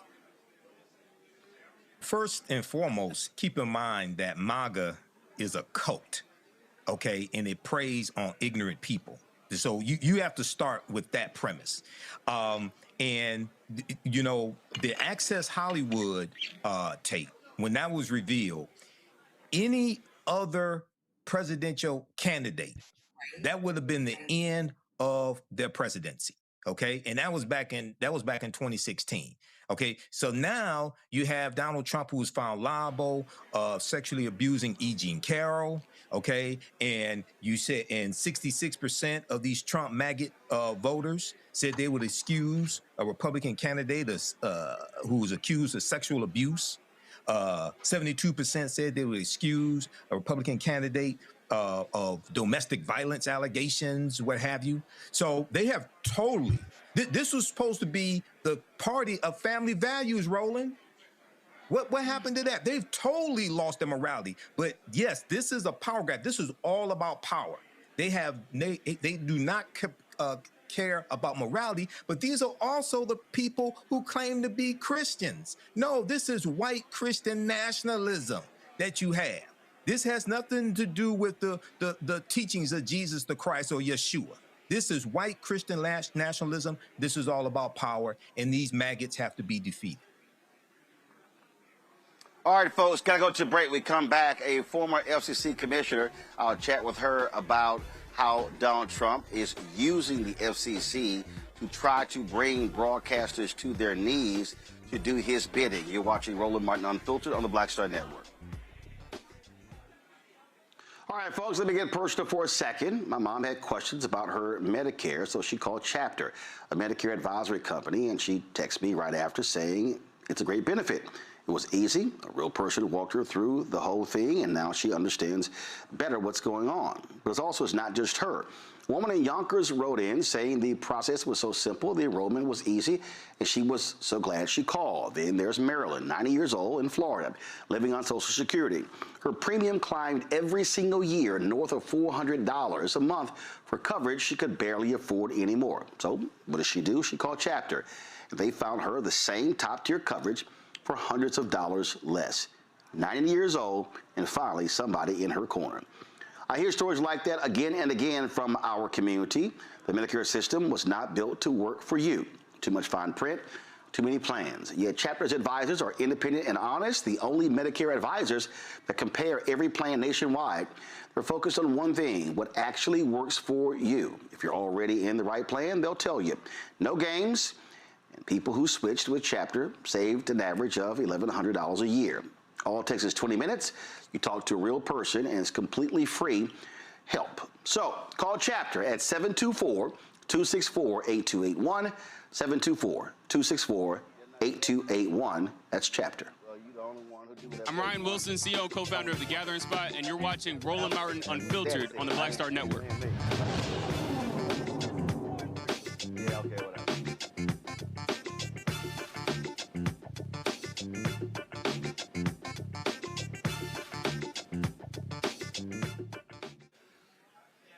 All right, folks, we have seen these insane people in Washington, D.C. do heinous things. And one of the things that we've seen them, we literally have never seen, probably since Nixon, and even Nixon, this is child's play, what Nixon did, how they are using the apparatus of the federal government to try to bring to their knees corporations, including broadcasters. Donald Trump has threatened to revoke the licenses of various companies for not reporting what he wants them to report. And Brendan Carr, his FCC commission chair, is also doing that work for him. Young Clyburn is a former Federal Communications Commission chair member, joins us right now. Glad to see you. I mean, you served on the FCC. Have you ever seen anything what these folks are doing? Well, number one, welcome to Santee, South Carolina. And the answer is no. When I got to the FCC, if you remember, a couple of years later, we had this thing still in the Federal Register called the Fairness Doctrine. Now, it had been off the books technically since 87-ish. FCC voted 4-0 to get rid of it. Reagan was okay with that. But it was still on the books because you had some people with some uneasiness. So fast forward again to 2011 when they said, look, there's no need for this. The whole landscape is changing. You got cable. You've got all of these options. Why do you need this? Why do you need the quote-unquote equal time rule? So we got rid of that, and I was there at that time. It was one of the most uneasy votes I ever took, I will say to you. But okay, if you think things are relatively balanced, we have the options. Fast forward to 2014 because I had regrets. And I said, let's look at the media landscape with a critical information needs study. You're a journalist, so you know we were looking at that. And we wanted to say, what does the landscape really look like, especially for local television coverage, and what are people getting from that? And do we have enough inclusion in these markets? We got tarred and feathered about looking at how dare we look at this. Because, again, you've got all of these options. Now, if you have all of these options, you have all of these freedoms. If we don't want the FCC in the newsroom, which is what I was told, I'm a little perplexed as to where we are now. Because if we have all of these freedoms, if we have all of these options, if we don't want to be in a newsroom or the talk show rooms and the like, what are we talking about here? I mean, you have Brendan Carr that he said to companies, if you don't get rid of your DEI programs, I'm not approving any mergers or acquisitions. He has chastised companies for their reporting of stories. And now you have them, first of all, Trump extorted ABC for with the Stephanopoulos lawsuit. They settled that, paid them off. Now you have Carr saying, "Oh, we're going to review your licenses early," and that an early review of the license based upon because they don't like ABC. And I had Kathy Hughes on the show last week, and she said, "Look, we own radio stations. We have to walk on eggshells because they could pull our radio licenses." In 2026, in the U.S. of A., we are talking about newsrooms feeling that they don't have freedoms, talk shows feeling that they're walking on eggshells. I'm just standing here with you, not recognizing the agency that I love a lot. I really don't. So we are in a relatively rural part of South Carolina where the broadband manager of this state said, we almost got things done. Now, almost getting things done in FCC and state talk is infrastructure. We still have an affordability problem. We still have a crisis here. We still have access to information challenges. We should be talking about that. How we get the tools that we need through the platforms like the internet and all of these other platforms. But no, we are talking about what is happening in newsrooms, what is being covered, what is being, talked about. If you have all of these options and opportunities, what does it matter? Because when I wanted more inclusion and looking at a study, I was meddling, I was getting involved in the newsroom, I was attempting to tell owners what to put on, who to hire, and how to conduct themselves. Where are we here? See, the reason this is important because I need the audience to understand. When you talk about even these nationally syndicated radio shows, what people don't understand is those syndicated radio shows are being aired on radio stations. Those radio stations have an FCC license. Now, this is a digital show. We're on YouTube. The FCC does not regulate YouTube. The FCC does not, even though the people keep yelling about Fox News, the FCC does not regulate cable because that's not a broadcast license. Exactly. So the problem that we have is Donald Trump, what they're saying is if these black syndicated radio shows are getting too aggressive, they can literally say, oh, we're going to snatch those local licenses. And what people don't understand is those local radio stations, they're not all corporate owned. Correct. They're also owned by individuals. And so you have individuals, and a lot of those individuals, even the stations that are owned where you have urban stations, a lot of those stations are owned by white conservatives. That was the issue with Tom Joyner, with the Tom Joyner Morning Show. I remember David Cantor was like, well, he was like, we got to be careful having people on so many times. He kept talking about equal time. And I was like, what the hell are you talking about? I said, Salem Broadcasting not doing equal time. What the hell are we doing? But he didn't want to tick off these white guys who own these stations that Tom's show was on. So people need to understand. They might be hearing, well, FCC, does that impact me? It does. Because that station owner or that network could say, hey, y'all hold that commentary down because we don't want to tick the Trump people off. Well, one of the things that we assume is that we can trust those local and national personalities that come over the radio, television, and the like. That we can trust our journalists to tell us the truth as distilled and as brought in, at least some semblance of balance. When you hear about people holding back, people, in some cases, self-censoring, that erodes, to me, the very foundation of this democratic experiment that we have today. Because if you cannot trust the media, then what do we have in terms of the foundation of the democracy? And if somebody else is putting a thumb on the scale, right, that is not locally driven. Well, they're not putting a thumb on the scale. Trump is putting his fat ass on the scale. I'll say that. But the thing, but this is a perfect example of what we keep saying: elections matter. You may not understand that, and people don't understand. At ABC right now, when their shows are on, when The View is having conversations, ABC has lawyers that are in the control room because they're watching every single word and phrase because they're fearful of what Brendan Carr and Trump will do with the FCC to attack their corporation. One of the things that I found gratifying, particularly no matter what platform that we had regulatory influence over, is the fact that I didn't have to disagree with you. I didn't have to agree with you. In disagreement, that's empowerment. We learn from each other. Why would I want, how does this apparatus work? If everything you say I agree with, if everything you do I'm okay with, how do we grow and how do we learn more in terms of information and just knowledge of each other?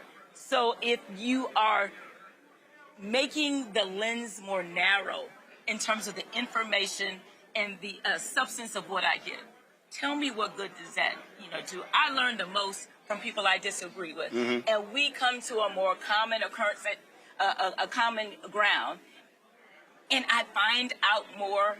Right. And we all grow from that. And we're in a period of no growth, in my opinion. Well, first of all, they don't want disagreement. They want, it's a cult. They want you to completely follow whatever they say and do. Last point, the caps. We've had caps in saying that a group can only own a certain percentage of television stations, because what you do not want is, you don't want for someone to own half of the stations in the country or 67 or 80%. Now they are considering lifting that, and you have these companies by saying, oh, well, because of the internet, those old rules don't apply. That's nonsense. Local television stations are still where a lot of people get their information from. And what these people want, look, you already have between Sinclair and Nexstar, especially when they had the Tegna merger. Those two stations, those two networks, station groups, own most of the local TV stations in the country. They want to say there are no caps. The caps protected diversity of ownership. Your thoughts on that? I am on record as having an issue with piercing that cap. But we've been piercing it for a long time. Right. They've been chipping away at it. Exactly. And then you had the UHF, that discount where what was once dog spectrum became just as prime, and then people started gobbling up that. And the cap, even the cap that we're talking about, it's already been pierced. Right. Now we're talking about more overtly doing it. That. Yep. And honestly, just think about anything that we deal with. When you have a monopoly or almost a majority when it comes to our critical information needs, very few of us win in that environment. Very few of us. Yeah, that gets close to essentially being like dictatorship, state TV. All right, Mignon, I appreciate it. Thank you. All right, again, good to be here. Thanks a bunch. I'll go to my panel. Mike, I'll start with you. People need to understand, information is power, and Republicans, they want to own the information pipes.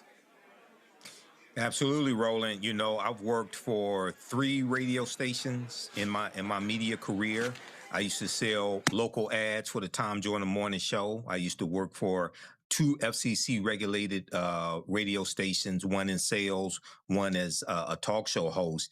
And this is, I think, when we deal with affiliates and nationally syndicated radio, under this administration, this is something that they fear. And I know that, what you think, things that you can say on the radio that you probably could say under the Biden-Harris administration, there's a fear of having licenses revoked, or also a lot of people don't know that licenses have to be renewed periodically, okay? And if you talk about certain things like FCC regulated radio, you can't talk about medicinal marijuana because marijuana is still illegal at the federal level, even though in different states they've passed various laws where it's legal. Well, people can file claims if they hear certain things on FCC regulated radio that violates federal policy as well. So these are tough times, especially for African-American owned media. Bottom line here, Joy, people aren't talking about a lot of these issues. You don't hear a conversation about the FCC on many of these other podcasts and shows. I need people to understand, if you are paying attention to what's going on, okay, under the Biden administration, they blocked that acquisition of Tegna. Trump comes in, they approve Tegna going to Nexstar. Nexstar, conservatives. Sinclair, conservatives. They arranged the deal for TikTok to go to conservatives. Twitter, bought by Elon Musk, racist. Then you have CBS, Skydance, David Ellison, using his daddy's money, Larry Ellison, who also controls TikTok.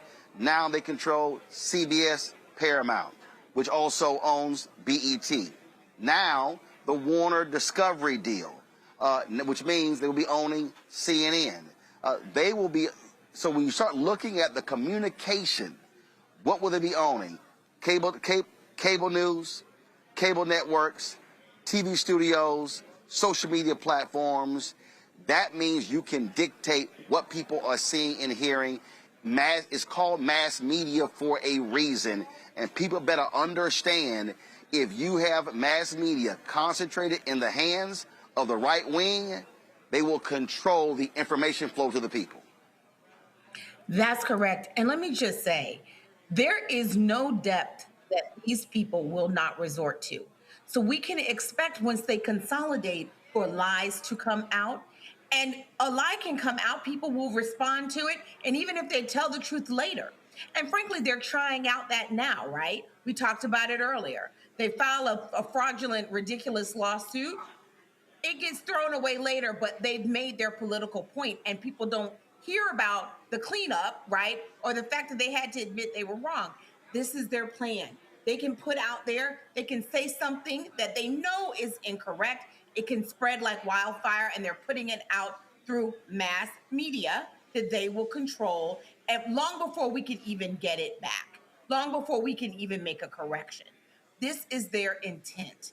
And we have to assume complete nefarious intent. They are completely focused on power. You referenced that earlier. They understand power in a way that, we haven't seen since 1937, okay? Germany. That's what we're seeing right now. That's what they're hoping for. This is a clear part of authoritarianism. They understand that better than we do. And that is why programs like this are so important, because this is an area where they won't be able to control it as much. And so we have to invest in online sources during this period. And when we get power back, we have to make sure we are protecting all agencies, including the FCC. You're correct. Elections matter. Even agencies that you've never heard of and you're not paying attention to, if put in the wrong hands, can be quite damaging, and it'll take a long time to unwind. That's where we are. But we also have to recognize with what's going on, Candace, is how Trump has been dominating these companies. The Wall Street Journal has an article talking about essentially his corrupt fundraising. How he literally says to companies, yeah, y'all need to give me $25 million. Y'all need to give me $50 million. How he's directing where it goes. He's he's raised more than $800 million for his pet projects. And so even though we're talking about the FCC, and that's broadcast, TV and radio, he's basically saying to any company, I'm going to block you from doing deals. Or if you pay to play, I'm going to hook you up. And he's doing that with technology companies. So he's been doing that with Google, with Meta, with Amazon. And so I need people to really understand, Donald Trump is a mob boss. Donald Trump is operating like Al Capone, like Lucky Luciano, where they're saying, if you don't pay us, we're going to shut the ports down. We're going to shut the garbage trucks down. And all of these, it's like you've never, ever seen it to this extent. And the crazy thing, Candace, it's blatant, it's clear, because this punk-ass Supreme Court, Candace, the Supreme Court, Michael, the Supreme Court, Joy, said to him, hey, whatever the president does is legal. So again, you put that sort of power in the hands of someone with no bottom, someone who is so corrupt, oh, they're going to do whatever, and that's what's going on. He's doing stuff he didn't even do the first term because the Supreme Court allowed that to happen, and you cannot have an imperial presidency. That's what's going on. Do we have Candace back? All right, I want to give Candace her last word. But that's the thing, y'all, that's clear. And we started this show with Congressman Jim Clyburn talking about our vote. Y'all, this is the moment where we have to keep these thugs out of power. It's clear. Listen, he's there until January 29. But I'm telling you right now, these people are so despicable, so corrupt.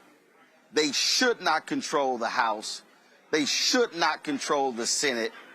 And we've got to make sure that Democrats are winning in these critical states. Democrats have got to get to 218 in the House. They've got to get to 51, 52 votes in the Senate, because I'm telling you, if we let Republicans have 2 more years of total control, I'm telling you, first of all, we're not even sure there's going to be an election, but they will do more damage to this country, and they will do more damage to black people, and they will continue to rip apart the institutions and the infrastructure that has gotten us to this point. Is Candace back? Okay, y'all. Sorry, Candace froze. So we'll leave it at that. Let me thank Joy. Let me thank Michael. Let me thank Candace. Been on today's show. I certainly appreciate it. Thank you so very much, y'all. I am here in South Carolina, Santee, South Carolina. So as you see, folks have been hanging out, mingling, drinking, eating food. This is the pairing party for Congressman Jim Clyburn's annual golf tournament, 36th annual golf tournament. And so, yes, I will be playing, and so decided to come here and do today's show. So we appreciate him joining us. We appreciate his daughter, Mignon Clyburn, former FCC commissioner, joining us as well. And y'all, listen, this is why this show is different than anybody else. I don't stay sitting in the studio. I don't stay sitting in the crib. We get out here. We talk to people. We communicate with people. I was just chatting with a brother who's the new golf coach at South Carolina State. I was talking to a brother who's a professor at an HBCU here. I was catching up with some other folks. And so that's why we get out on the road, do this show, to communicate with people all across the country. So your support is critical in allowing us to do that. If you want to join our Bring the Funk fan club, do me a favor. Contribute via Cash App. Use the Stripe QR code. You see it right here on the screen. That's for credit cards as well. If you're listening, go to blackstarnetwork.com for ways to give. Check some money order. Make it payable to Roland Martin Unfiltered, P.O. Box 57196, Washington, D.C. 20037-0196. PayPal's R Martin Unfiltered. Venmo's RM Unfiltered. Zelle, Roland at RolandSMartin.com. Roland at RolandMartinUnfiltered.com. Download the Black Star Network app. Apple phone, Android phone, Apple TV, Android TV, Roku, Amazon Fire TV, Samsung Smart TV. Be sure to get out Roland Martin Unfiltered Black Star Network swag. We're going to shopblackstarnetwork.com. Shopblackstarnetwork.com. And, of course, you can also get all products from all these black-owned companies that you see in our studio. Every single one of these companies are available in our marketplace segment on shopblackstarnetwork.com. So check it out. Folks, don't forget, download the app Fan Base. Follow me at Roland S. Martin. I would appreciate that. And again, Monday, I'm going to be in Los Angeles. Seth the Entertainer has his annual golf classic. We'll have some great content from there as well. I appreciate, as always, y'all checking us out. And this is the end of 1 month. And, of course, tomorrow, beginning of August. So we certainly appreciate it, folks. Thanks a bunch. Y'all have a fantastic, fantastic weekend. And I'll see y'all next week. Roland Martin Unfiltered, right here on the Black Star Network. Holla!